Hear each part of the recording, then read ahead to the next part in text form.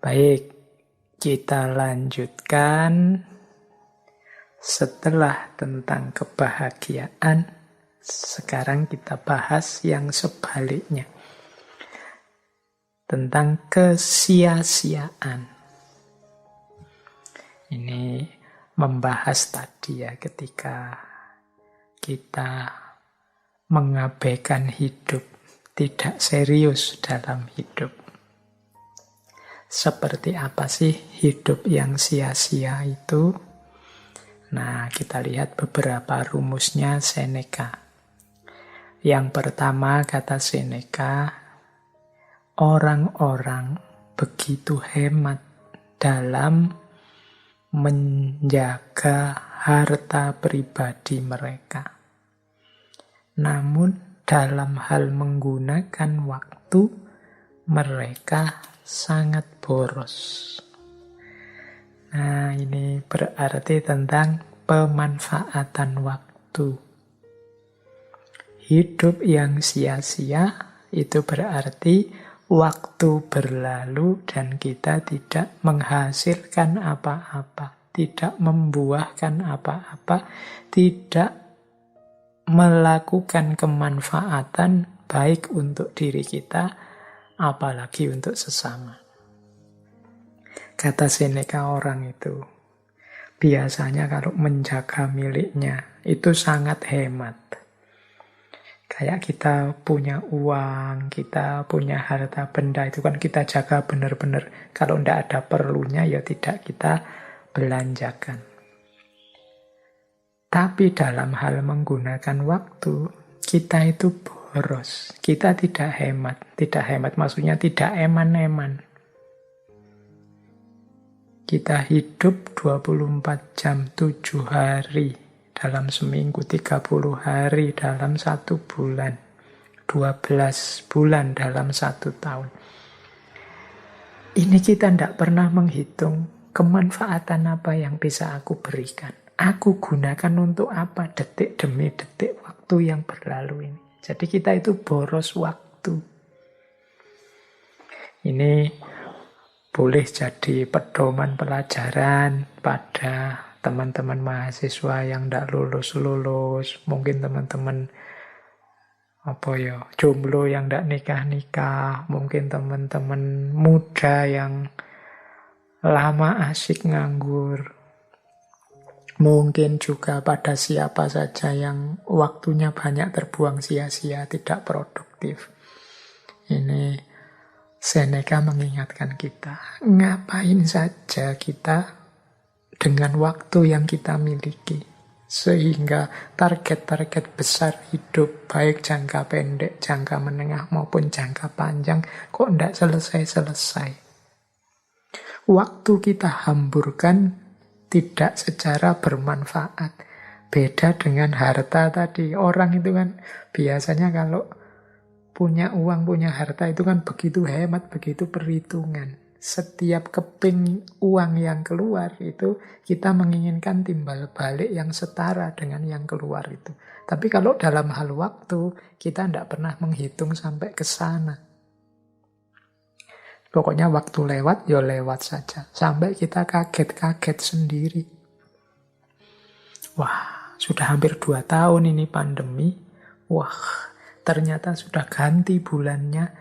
Wah, ternyata sekarang sudah 2021, tidak terasa ya. Seperti kemarin saja baru apa. Kita kan sering menggunakan kalimat-kalimat ini. Ini mungkin indikasi betapa kita tidak hemat dalam menggunakan waktu. Kita terlena, ditelan oleh waktu. Ya biasanya aktivitas-aktivitas kita banyak tersita untuk hal-hal yang tidak produktif. Hal-hal yang tidak manfaat, tidak maslahat. Sehingga kita kaget dengan berlalunya waktu. Jadi ini ciri kesia-siaan yang pertama. Waktu berlalu dan kita tidak melakukan apapun yang memberi kemanfaatan. Baik untuk diri kita, apalagi untuk sesama di luar diri kita. Kalau para ulama zaman dulu kan bahkan waktu lewat dan tidak mendapat ilmu apapun, tidak melakukan kemanfaatan apapun, itu dianggap sebagai kecelakaan. Dalam arti merasa diri sebagai orang yang celaka. Nah, berarti apa? Yo, mari kita hati-hati di antara bentuk rasa syukur kita terhadap kesempatan yang diberikan oleh Allah, terhadap waktu yang masih dianugerahkan oleh Allah pada kita adalah memanfaatkannya sebaik mungkin, sehemat mungkin, sehingga melahirkan kemanfaatan-kemanfaatan yang jauh lebih besar, baik untuk diri kita maupun untuk sesama. Kalau tidak, berarti waktu lewat sia-sia. Yang pertama itu kesia-siaan. Yang kedua, kata Seneca begini, ini di salah satu tulisannya, menyindir banyak orang. Mereka kehilangan siang hari karena mengharapkan malam hari. Dan kehilangan malam hari karena takut datangnya fajar. Nah, ini hidup kita sering sia-sia, tidak melakukan apa-apa. Yang pertama karena harapan-harapan yang tidak rasional. Atau menunda-nunda dengan alasan-alasan dan harapan-harapan. Yang kedua karena ketakutan-ketakutan yang tidak perlu. Jadi kita kehilangan siang karena mengharapkan malam. Itu kayak orang, nanti sajalah, besok sajalah. Nah, ini kan akhirnya waktu lewat. Kita kehilangan siang. Nanti ada yang bantu kok. Nanti ada. Jadi menunggu. Kita beralasan, mencari alasan untuk tidak melakukan sesuatu. Nanti begitu yang kita tunggu atau alasan yang kita buat tadi hadir, sekarang ganti. Bukan alasan atau harapan, tapi ketakutan. Tapi kalau saya lakukan, jangan-jangan khawatirnya siapa tahu akhirnya ndak jalan sudah. Jadi yang semula memberi syarat-syarat harapan sebelum melakukan sesuatu, yang kedua, ketika syarat-syarat yang ditetapkan itu ada, muncul lagi ketakutan-ketakutan sehingga akhirnya sama, tidak ngapa-ngapain. Ya contoh nih teman-teman yang narget, Pak saya mau bikin channel YouTube yang isinya manfaat untuk semuanya misalnya. Terus, tapi saya nunggu, semoga nanti ada teman yang ahli IT, mau diajak kerjasama, semoga nanti ada tokoh-tokoh yang mau bisa saya ajak untuk ikut launching, semoga syaratnya oke. Akhirnya tidak jadi-jadi buat YouTube yang manfaat. Tapi ketika syarat-syarat tadi ada, misalnya sudah ada teman yang ahli IT, mau bantu, sudah ada tokoh-tokoh tertentu, sudah nanti kalau jadi saya ikut launching. Sekarang ganti, isinya ketakutan-ketakutan. Tapi kan sekarang sudah banyak Pak channel YouTube, apa bisa ya, apa ndak sia-sia yang saya lakukan ini. Tapi kan hari ini kalau ndak istimewa bener itu ya tetap nanti followernya sedikit. Tapi kan, terus tapinya banyak, ketakutan-ketakutan.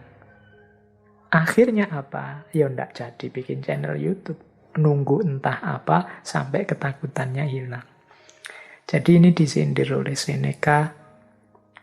Mereka kehilangan siang hari karena mengharapkan malam hari.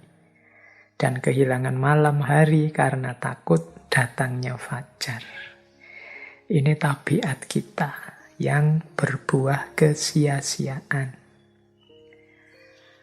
Nah, yang ketiga, kata Seneca begini, hidup kita itu tidak pendek, namun kitalah yang membuatnya demikian.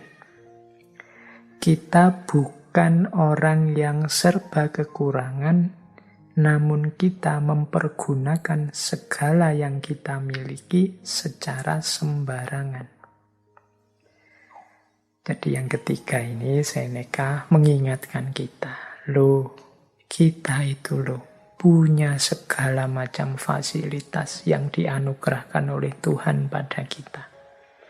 Kalau kita pergunakan fasilitas-fasilitas ini sebaik mungkin, pasti kita bisa melakukan banyak hal yang berkontribusi, yang bermanfaat, yang membawa maslahat kebaikan pada masyarakat dan juga diri kita sendiri. Hanya saja selama ini kita tidak maksimal menggunakan fasilitas-fasilitas itu atau kita gunakan secara sembarangan. Akhirnya kemanfaatannya minimal. Kita punya akal pikiran. Sejauh mana sih kita daya gunakan akal pikiran gitu untuk kemanfaatan, kontribusi pada masyarakat. Kita punya kesehatan, kita punya mata yang sehat, hidung yang sehat, telinga yang sehat, mulut yang sehat. Kita gunakan untuk apa sih semua itu? Jangan-jangan kita menggunakannya secara sembarangan seperti kata Seneca tadi. Akhirnya apa? Fasilitas-fasilitas yang luar biasa yang dianugerahkan Tuhan pada manusia itu tidak melahirkan apa-apa selain hanya kesia-siaan saja.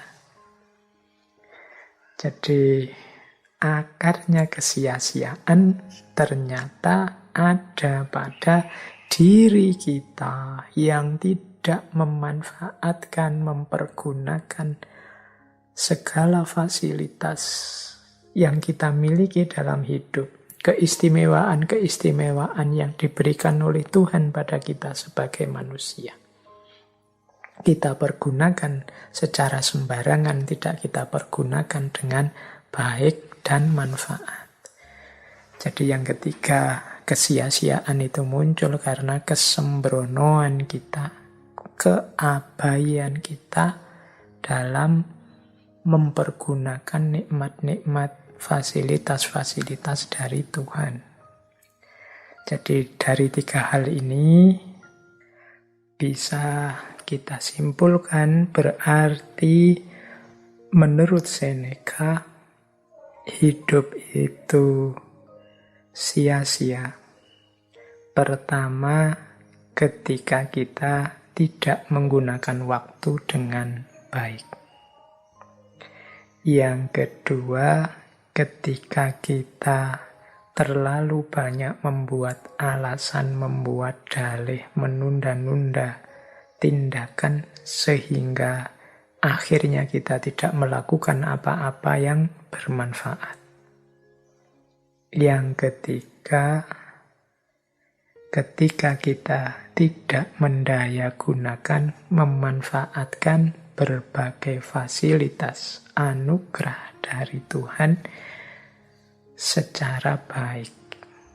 Kita mempergunakannya untuk hal-hal yang tidak penting. Kita mempergunakannya secara sembrono.